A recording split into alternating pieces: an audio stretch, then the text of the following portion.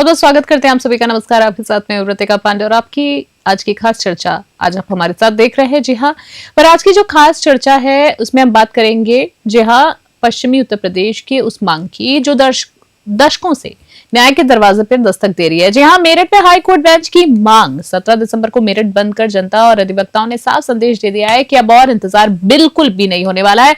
और इसी बीच आज हमारे साथ हैं उर्वशी चौधरी जी, जिन्हें उर्वशी सिंह एडवोकेट के नाम से भी जाना जाता है। महिला अधिकारों और न्यायिक सुधारों की सशक्त आवाज हैं उर्वशी जी। और साथ में आपको बता दें वर्तमान में वे महिला अधिवक्ता संघ की अध्यक्ष हैं और उत्तर प्रदेश महिला अधिवक्ता एसोसिएशन के अध्यक्ष के रूप में भी आप कार्यरत हैं। इससे पूर्व में मेरठ बार एसोसिएशन की पूर्व उपाध्यक्ष रह चुकी हैं। कानून के क्षेत्र में उनके लंबे अनुभव के साथ साथ महिलाओं, गरीबों और आम जनता को न्याय तक सुलभ पहुंचाने के लिए उनका योगदान जो है उल्लेखनीय रहा है। उनको सराहा जाता है, लोग उन पर विश्वास करते हैं। सीधा आज की हमारी स्पेशल गेस्ट से मिलते हैं। हम चाहेंगे आज उनसे वार्तालाप हम शुरू करते हैं आज की चर्चा की। सबसे पहले हम चाहेंगे कि उर्वशी जी से हमें मिलाएं। उर्वशी जी, सबसे पहले आपको बहुत बहुत नमस्कार करते हैं, बहुत बहुत स्वागत करते हैं हमारी खास चर्चा में। नमस्कार, धन्यवाद। उर्वशी जी, जिस तरह से हम देख रहे हैं उत्तर प्रदेश, अगर पश्चिमी उत्तर प्रदेश की बात करें तो हाईकोर्ट बेंच का जो ये पूरा मुद्दा है काफी गरमाया हुआ कह सकते हैं। आपसे जानना चाहूंगी कोर्ट बेंच की मांग को आप इतना आवश्यक क्यों मानती हैं? जो ये इतना बड़ा आंदोलन जो है आज अधिवक्ताओं के द्वारा देखा जा रहा है, उथल पुथल मची हुई है। देखिए, ये जो मांग है ना, ये अभी हमारी 50-60 साल पुरानी मांग है, ये अब की नहीं है। क्षेत्रफल के हिसाब से देखें या आबादी के हिसाब से देखें तो उत्तर प्रदेश जो है वो काफी बड़ा है, हमारा जो प्रदेश है। तो इसके बाद हमारी जो हाई कोर्ट है वो इलाहाबाद में है और एक बेंच है इस प्रदेश में हमारे, वो भी लखनऊ में है। तो वहां जाने में क्या होता है कि जो पश्चिम की जो जनता है 22 जिलों की, उसको बहुत ही ज्यादा कठिनाई का सामना करना पड़ता है। यहाँ से जब गरीब तबके का व्यक्ति, कोई किसान, मजदूर, जब कभी किसी मुकदमे में स्टेज आ जाती है कि उसको हाईकोर्ट अपील करनी है, हाईकोर्ट में ही किसी मामले में जाना है, तो उसको जाना होगा इलाहाबाद। वो उसके लिए बहुत ही खर्चे वाला काम बैठता है। सस्ता और सुलभ न्याय तभी मिलेगा जब हाईकोर्ट बेंच हमारी यहाँ पास होगी। इसकी तो जरूरत हमारी सालों से है और ये सालों से मांग चलती आ रही है। जी जी जी, बिल्कुल सही कहा आपने कि सालों से मांग चलती आ रही, कोई पहली बात नहीं है। जिस तरीके से देख सकते हैं विजुअल में, दर्शकों को कहना चाहेंगे जो प्रदर्शन जिस तरीके से जारी है। जैसे कि बात करें मेरठ बंद का फैसला आखिरकार लिया क्यों गया है, जो इस पूरे मामले से अवगत नहीं, अपडेटेड नहीं है, और ऋषि जी हम चाहेंगे कि उनको बताएं इसका संदेश सरकार तक कैसे पहुंचेगा। आपको क्या लगता है, क्या ये जिस तरीके का आंदोलन है इस कुछ काम होने वाला है, काम बनने वाला है, आपको लगता है इस चीज से? बिल्कुल, मेरठ बंद का फैसला जो लिया गया है वो ये है कि सालों पुरानी मांग है, लेकिन क्या है कि हम तो सालों से सैटरडे में भी यहाँ पर स्ट्राइक करते हैं।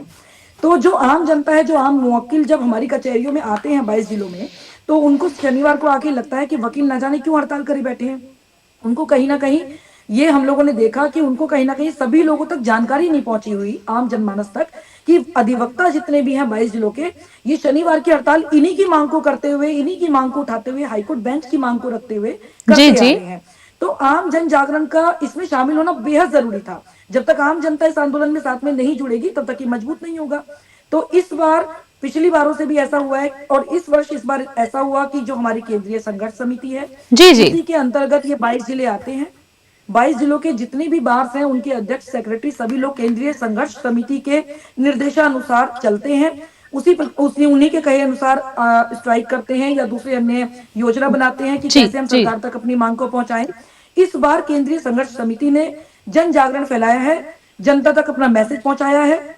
जितने भी गैर राजनीतिक राजनीतिक संगठन हैं, जितने भी व्यापारी संगठन हैं, सभी तक अपनी बात पहुंचाई है। सभी ने इस बार समर्थन पत्र दिया है और आज आकर पूरी तरह से समर्थन करके पूरा मेरठ शहर बंद कराया। मेरठ जनपद बिल्कुल बंद रहा है और 22 जिलों में ये बंद रहा है, आम जी, जनता के सहयोग से। आम जनता के सहयोग से देख पा रहे हैं विजुअल में भी साफ तौर पर आपके साथ जो महिलाएं हैं साथ में समर्थन के लिए। आपके अनुसार आज तक बेंच ना बनने की सबसे बड़ी बाधा क्या रही है उर्वशी जी? क्योंकि राजनीतिक इच्छा शक्ति या प्रशासनिक उदासीनता हम इसको कह सकते हैं, क्या मानती हैं आप?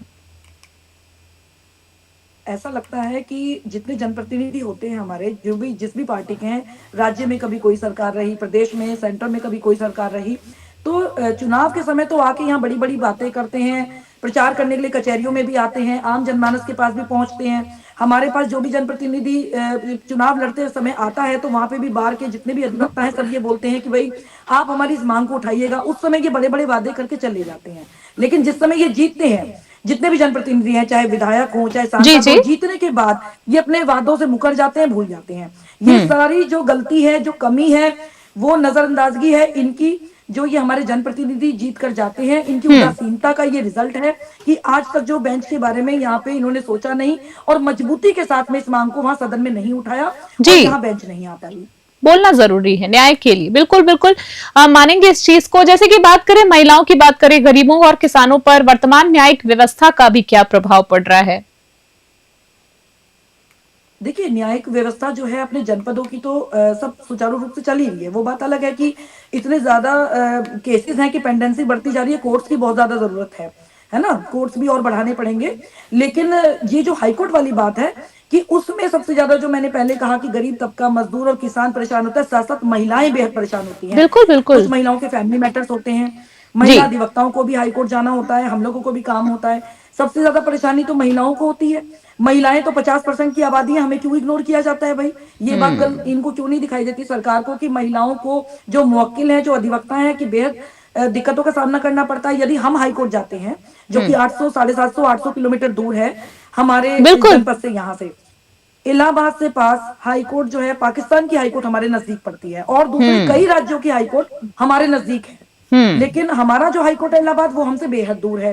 अगर ठीक हम है। वहां जाते हैं तो हम स्टेशन पे तो सो नहीं सकते, वहां हम्म प्लेटफॉर्म पे वेटिंग रूम में तो हम रुक नहीं सकते। We hmm have to change, we have to wash, उसके बाद हमें हमारी दूसरी और नेसेसरी चीजें हैं, तो हमें तो वहां एक सुरक्षा की दृष्टि से हम्म। अपने अपनी सुरक्षा को ध्यान में रखते हुए, महिलाएं हैं, एक अच्छा ठीक ठाक रूम लेना पड़ेगा, कहीं होटल लेना पड़ेगा, बेशक। ठीक से कहीं सुरक्षित जगह पर बिल्कुल जाके सुरक्षित हम जगह अपना पर। लंच ब्रेकफास्ट करेंगे, कोर्ट में जाएंगे, आज काम नहीं हुआ तो कल हम वहां से निकलेंगे, हमें रिजर्वेशन पहले कराना पड़ेगा। बहुत सारी छोटी बहुत छोटी सारी बेसिक दिक्कतें। प्रॉब्लम्स हैं, हम्म बहुत सारी दिक्कतें हैं जिनको जो है मतलब ये अभी तक सरकार को समझ में नहीं आ रहा कि हम्म। यहाँ पे कितनी ज्यादा जरूरत है बेंच की ठीक है। पश्चिम में। जी जी।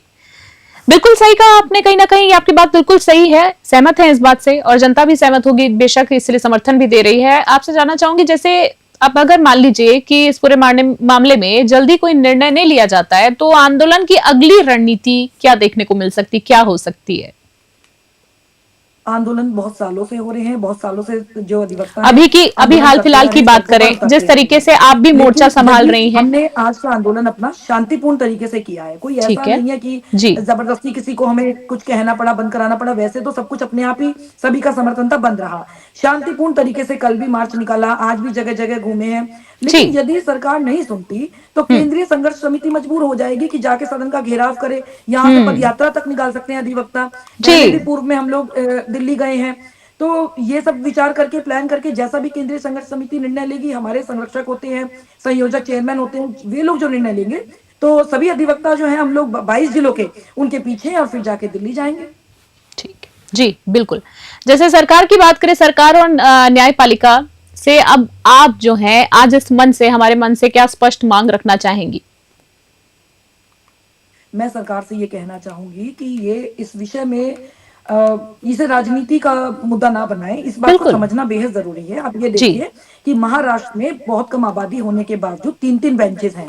बेंच क्या होती है, हाई कोर्ट क्या होती है? एक राज्य की एक हाई कोर्ट है, ये हमें आर्टिकल में मिली हुई है। ठीक है, कुछ हाई कोर्ट बेंचेस, जो कुछ हाई कोर्ट्स हैं वो कई राज्यों को एक साथ गवर्न करती हैं। जी लेकिन जी। कुछ राज्यों में जो एक सिंगल हाई कोर्ट है, उसके बाद में एक एक, दो दो, तीन तीन, चार चार भी बेंचेस हैं। 4 बेंचेस आर देयर इवन।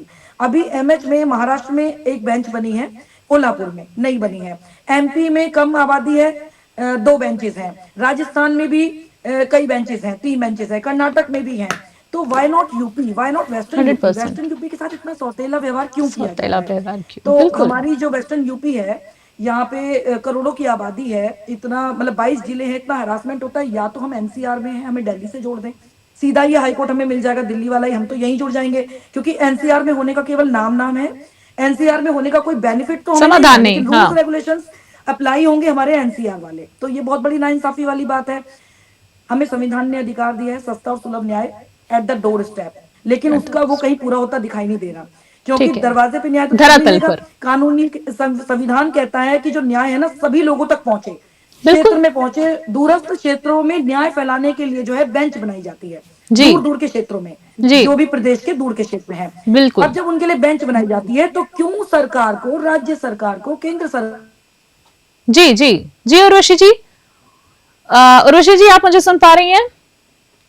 हमारे साथ आपको बता दें, अधिवक्ता उर्वशी सिंह आज हमारे साथ जुड़ी हुई हैं, जबकि बात कर रहे हैं कि कानून क्षेत्र में उनके जो हमारी लंबे मांग का तो अनुभव हैं। गिनीज जी बुक ऑफ वर्ल्ड रिकॉर्ड में नाम दर्ज हो जाना चाहिए। इतनी पुरानी तो विश्व की कोई मांग ही नहीं है। कोई जी। आंदोलन इतना लंबा नहीं चल रहा जितना आंदोलन लंबा ये हमारा हाई कोर्ट बेंच का चला है। चलिए, हम तो उम्मीद इनको करते ये हैं समझने कि की इस जरूरत पूरे है। मामले में एक न्याय जो है वो कहीं ना कहीं, जो आप लोगों ने मोर्चा संभाला है, उसका एक हल निकले चीजों का। आखिरी सवाल मैं आपसे जानना चाहूंगी उर्वशी जी, जैसे कि बात करें, आपका कानून क्षेत्र में तो बड़ा लंबा अनुभव है ही है, साथ साथ आप हमेशा महिलाओं के लिए, गरीबों और आम जनता के लिए न्याय सुलभ पहुंचाने का हमेशा आपका योगदान रहता है। और हमने सुना है कि हाल में ही राष्ट्रपति सम्मान से भी नवाजा गया है। वो हम चाहेंगे कि चलते चलते आखिरी सवाल में आप हमें बताएं कि क्या कुछ रहा है, क्या जर्नी रही है। जर्नी कुछ समय पुरानी है। 2009 से मैं वकालत के क्षेत्र में हूँ। एक संस्था है हमारी, सर्वोदय संस्था, हम लोग चलाते हैं। और मुझे ये लगता है कि अगर विधिक जानकारी किसी भी अधिवक्ता को है, जो अधिवक्ता वकालत करते हैं, तो it's only not about the fees, है ना। थोड़ा सा हम लोगों को सोशल वर्क भी करना चाहिए। बहुत सारे गरीब मजदूर तबके के लोग होते हैं, बहुत सारी महिलाएं ऐसी हैं जो घरों में काम कर रही हैं, they are not able to pay. तो जी वहां अगर हम कर सकते हैं तो हमें मदद करनी चाहिए। बाकी इसमें मुझे तो भाई पर्सनल अपने एफर्ट्स ये लगता है कि हमने, आपने जैसे अभी उसमें पढ़ा होगा कि महिला अधिवक्ताओं का हमारा एक एसोसिएशन है, 10-12 जिलों तक ये हमारा फैला हुआ है। महिला अधिवक्ता मेंबर्स हैं, क्योंकि कहीं ना कहीं महिला अधिवक्ताओं की भी कुछ कुछ समस्याएं होती हैं, जी जी जी, जिनको उठाने के लिए भी हमें एक यूनिटी बनाने की जरूरत बनानी है। पड़ती है। क्योंकि जी, तो उसी उसी संबंध में यदि महिलाओं से संबंधित कहीं भी कोई अपराध हो रहा है, कोई जैसे मणिपुर का मामला है, या कलकत्ता वाला रेप वाला मामला है, या महिला से संबंधित कहीं भी कोई इस तरीके का मामला है, तो हमारा संगठन उस विषय में आवाज उठाता है। और यहाँ पे डीएम के माध्यम से हम प्रधानमंत्री महोदय तक और महामहिम राष्ट्रपति महोदय तक अपनी बात को पहुंचाने का प्रयास करते हैं। विधिक जानकारी है तो फिर हमें सोशल वर्क भी थोड़ा सा करना चाहिए, और मुझे इसी लगता के है। लिए सम्मान भी प्राप्त है। बहुत बहुत हम कहेंगे, आपको शुभकामनाएं देना चाहेंगे कि आप जिस क्षेत्र में, कहते हैं ना कि आप जिस क्षेत्र में आप चली हैं, एक न्याय चाहती हैं, सुलभ न्याय चाहती हैं, उसमें आपको रास्ता जो हो आसान हो। और आपकी साथ जो भी लोग हैं टीम में, आप सबको शुभकामनाएं देना चाहेंगे। उर्वशी सिंह, आपका बहुत बहुत धन्यवाद देना चाहेंगे कि आज आपने अपना समय निकाला है। हम फिर किसी चर्चा में आपसे जल्दी मुलाकात करेंगे। बहुत बहुत धन्यवाद आपको देना चाहेंगे। नमस्कार। हमारे साथ उर्वशी सिंह आपका भी एडवोकेट धन्यवाद। हमारे साथ जुड़ी। आपने देखा कि किस तरीके से जनता के हित में उनकी जो मांग है, सीधे तौर पर, जी हाँ, हाईकोर्ट बेंच की मांग केवल एक शहर या वकीलों तक की नहीं, बल्कि करोड़ों नागरिकों की न्याय की अधिकार की मांग है। तो सवाल है, क्या सरकार और न्यायपालिका अब इन आवाज को सुनेगी, या पश्चिमी उत्तर प्रदेश को अब और ज्यादा संघर्ष करना पड़ेगा? तो फिलहाल की खास चर्चा में इतना ही। देश और दुनिया की बड़ी खबरों के लिए बने रहे न्यूज़ 21। फिलहाल के लिए आज की खास चर्चा में इतना ही। जय हिंद, नमस्कार।